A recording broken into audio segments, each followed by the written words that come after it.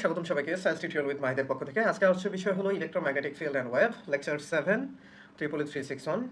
চলো শুরু করা যাক। আজকে আমরা খুব ইম্পর্টেন্ট একটা জিনিস নিয়ে আলোচনা করব, সেটা হলো ওয়েভ ইকুয়েশন। এখন কথা হলো যে ওয়েভ ইকুয়েশন বলতে কি বোঝায়, ওয়েভ ইকুয়েশনটা আসলে কেমন।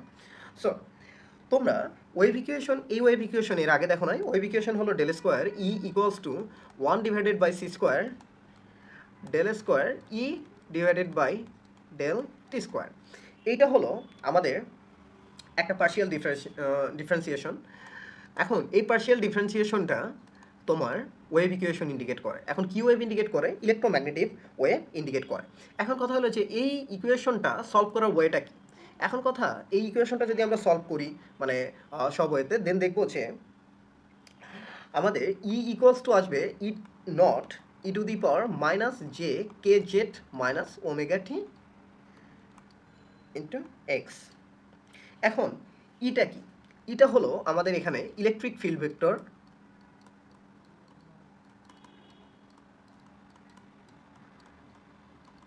আর ই নটটা কি? ই নটটা হলো আমাদের অ্যাম্প্লিটিউড। কে জেড, জেডটা কি? আমাদের কেটা হলো ওয়েভ নাম্বার। আমাদের জেডটা কি? আমাদের যেটা হলো প্রোপাগেশনের ডিরেকশন।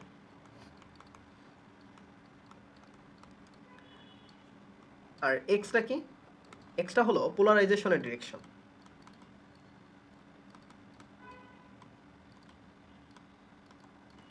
ওমেগাটা কি?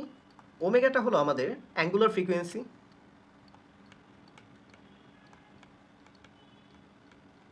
আর আমাদের টিটা কি? টিটা হলো টাইম। আর এইটা কি ইন্ডিকেট করে? এইটা ইন্ডিকেট করে ফেস। এখন কথা হলো, আমি না হয় বুঝলাম যে ই ইকুয়ালস টু ই নট, এই সব জিনিসগুলো। এখন এই ইকুয়েশনটা কিভাবে আসলে একটা ইলেকট্রোম্যাগনেটিক ওয়েভকে ইন্ডিকেট করে, আচ্ছা সেটাও বোঝার আগে এখানে যে আমরা ই এর জিনিসটা নিয়ে আসলাম।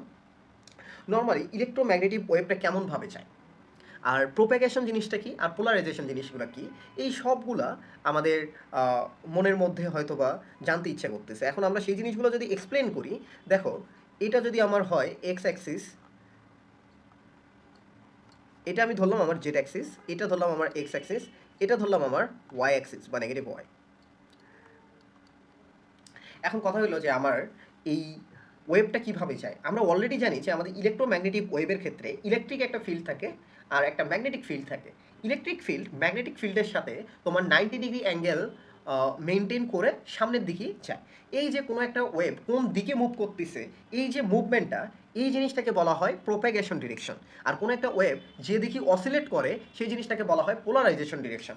এখন কথা হলো যে এখান থেকে মনে করো একটা সোর্স আছে, এই সোর্স থেকে যে ওয়েভটা আসতেছে, সেই ওয়েভটা এইভাবে মনে করো, ইলেকট্রিক ফিল্ড তো একটা আসেই, সো এই ওয়েভটা এইভাবে সামনের দিকে মুভ করতেছে।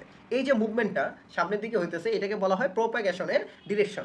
আর এই ওয়েভটা দেখো এক্স অ্যাক্সিস বরাবর অসিলেট করতেছে। সো এই এক্স অ্যাক্সিস বরাবর যে অসিলেশনটা হইতেছে, এটাকে বলা হয় তার পোলারাইজেশনের ডিরেকশন, এক্স মাইনাস এক্স। এখন কথা হলো যে এই ওয়াই অ্যাক্সিস বরাবর তাহলে কিসের কাজ? ওয়াই অ্যাক্সিস বরাবর যে ম্যাগনেটিক ফিল্ডটা কাজ করে না, সেই ম্যাগনেটিক ফিল্ডটা বেসিক্যালি ঠিক এমন করে সামনের দিকে আগায়। ইলেকট্রিক ফিল্ডটা আমাদের এইভাবে সামনের দিকে আগাইতেছে, ঠিক ম্যাগনেটিক ফিল্ডটা এইভাবে সামনের দিকে আগাইতেছে। এটা হলো একটা ভিজুয়াল রিপ্রেজেন্টেশন যে একটা ইলেকট্রোম্যাগনেটিক ওয়েভ কিভাবে ফ্লো করে।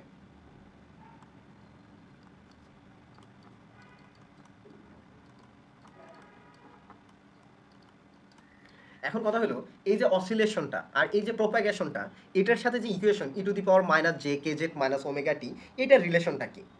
ঠিক আছে, এটার রিলেশনের আগে আমাদের এই যে দেখো e to the power minus j k z minus omega t, এটা সম্পর্কে আলোচনা করতে হবে। এটা মানে কি?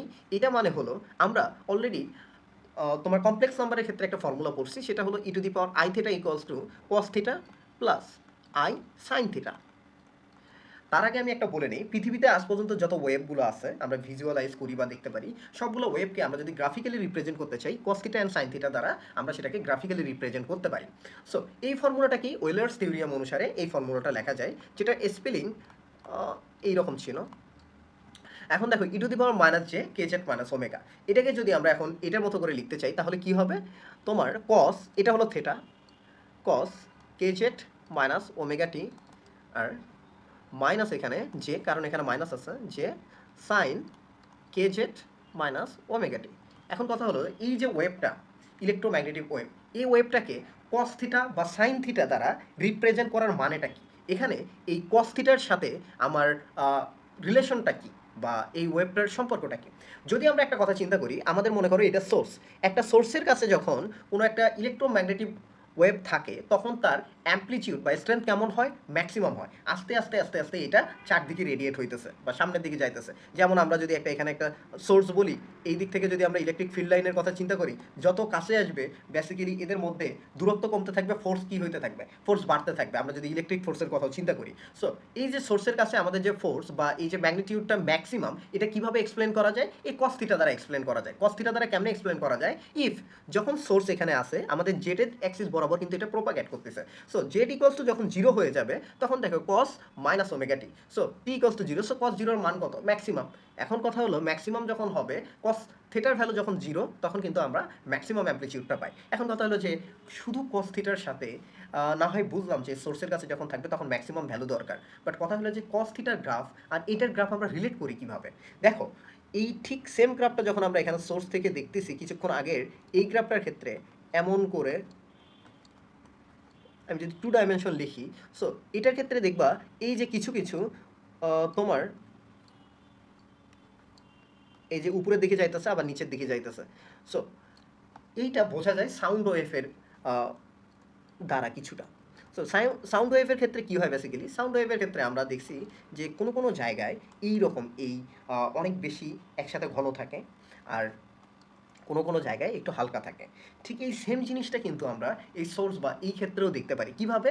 আমরা দেখি যে যখন এখানে দেখো তোমার এই দিক বরাবর একেবারে এখানে দেখো উপরের দিকে, আর এটা কি নিচের দিকে। সো ওয়েভটা উপরের দিকে যাইতেছে, অসিলেট করতেছে, আর এখানে নিচের দিকে অসিলেট করতেছে। এই বিন্দুগুলোকে যদি আমরা কানেক্ট করি, দেন আমরা কিন্তু এখান থেকে এইরকম একটা গ্রাফ পাবো, যেটা একটা কস থিটার গ্রাফকে ইন্ডিকেট করে নর্মালি যদি আমরা এখান থেকে চিন্তা করি। সো দিস গ্রাফ রিপ্রেজেন্ট করে কিসের? কস থিটার মতো করে। সো কস থিটার সাথে আসলে এইভাবে আমরা একটা গ্রাফিক্যাল রিপ্রেজেন্টেশন দিতে পারি। এখন আসা যাক যে সাইন থিটার কাজটা কি। আমরা যত পরিমাণ রিয়েলিস্টিক বা আমরা যে ওয়েভগুলো ইউজ করে থাকি অপটিক্সের ক্ষেত্রে বা তোমার নর্মালি এই যে ইলেকট্রোম্যাগনেটিক ওয়েভের ক্ষেত্রে, এই সবগুলো ওয়েভ আসলে এই যে রিয়েল পার্টটা, কস থিটার যে রিয়েল পার্টটা, এইটা অনুসারেই আমরা দেখতে পারি বা এক্সিস্টেন্স পাই। বাট এই যে সাইন থিটা বা ইমাজিনারি পার্টটা আসলে কই ক্ষেত্রে লাগে? এই ইমাজিনারি পার্টটা বেসিক্যালি আমরা দেখি তোমার যখন আমরা কোয়ান্টাম ওয়েভ নিয়ে আলোচনা করব বা কোয়ান্টাম ফিজিক্স নিয়ে যখন আলোচনা করব, তখন এই কোয়ান্টাম ফিজিক্সের মধ্যে যেয়ে দেখব যে ওই ওয়েভগুলো আসলে তোমার যে সাইন থিটা বা দুইটা পার্টই থাকে।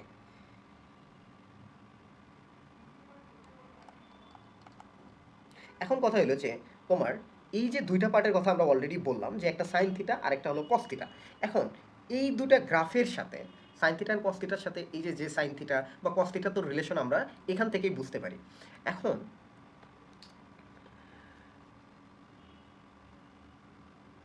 এই গ্রাফটা বা এই ওয়েভগুলোর নাম কি বলা হয় সেটা আমাদের আসলে জানতে হবে। এই ওয়েভটার নাম বলা হয় প্লেন পোলারাইজড ওয়েভ বা লিনিয়ারলি পোলারাইজড প্লেন ওয়েভ।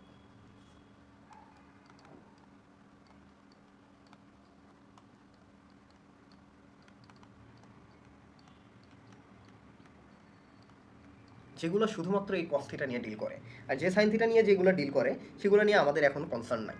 এখন কথা হলো যে এই ওয়েভটার ক্ষেত্রে আমরা অলরেডি দেখলাম যে ই equals to e naught E to the power minus j k z minus omega T X. এখানে এক্স ডিরেকশনটা হলো পোলারাইজেশন, আর জেড ডিরেকশনটা হলো প্রোপাগেশন।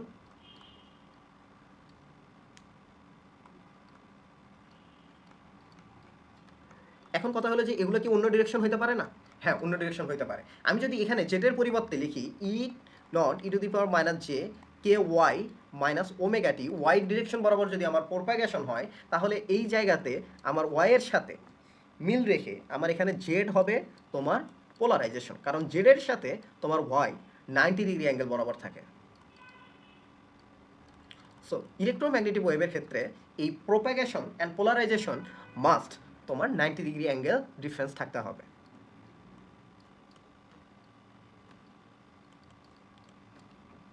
তাছাড়া এটা অন্য কোনো ওয়েভ হইলেও ইলেকট্রোম্যাগনেটিক ওয়েভ হইতে পারবে না। এখন আসা যাক যে একটা ইলেকট্রোম্যাগনেটিক ওয়েভ কিন্তু এনার্জি অ্যান্ড তোমার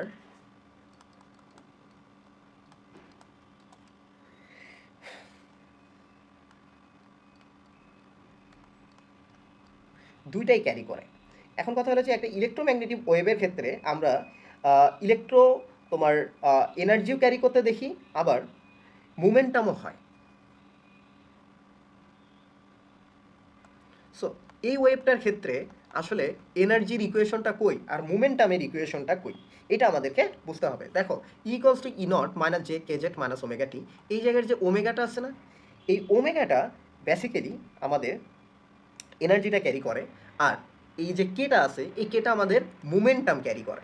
এখন কথা হলো কে এর সাথে এই মোমেন্টাম বা পার্টিকেল নেচারটার কীভাবে মিল আছে বা কীভাবে এক্সপ্রেস করে, আর পার্টিকেল প্রপার্টিস, আর তোমার ওমেগার সাথে কিভাবে এনার্জির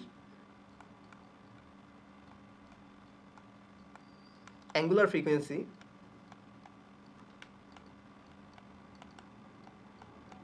এইটার মিল আছে বা কিভাবে ক্যারি করতেছে। দেখো আমরা একটা ফর্মুলা জানি এনার্জির, equals to h cut omega. H cut মানে কি?